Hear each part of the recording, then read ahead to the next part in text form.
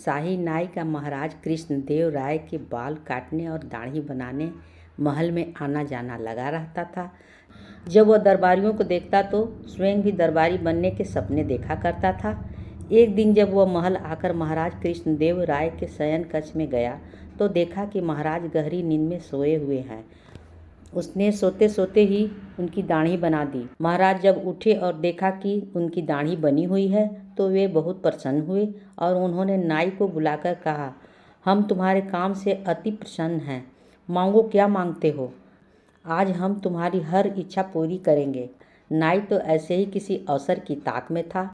वह हाथ जोड़कर बोला, महाराज यदि आप मेरी कोई इच्छा पूरी करना चाहते हैं तो मुझे अपना दरबारी बना लीजिए, क्योंकि मेरी आपका दरबारी बनने की इच्छा है। महाराज कृष्णदेव राय ने बिना सोचे समझे ही उसे अपना दरबारी बनाने की हामी भर दी।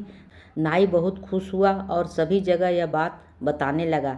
जब दरबारियों को बात पता चली तो वे चिंतित हो गए। नाई को दरबार के कार्यों की कोई जानकारी नहीं थी। वैसे अज्ञानी व्यक्ति को दरबारी बनाना राज के कार्यों पर विपरीत प्रभाव डाल सकता था। दरबारी ये बात समझते थे, लेकिन महाराज से कौन कहता। किसी में कहने का साहस नहीं था।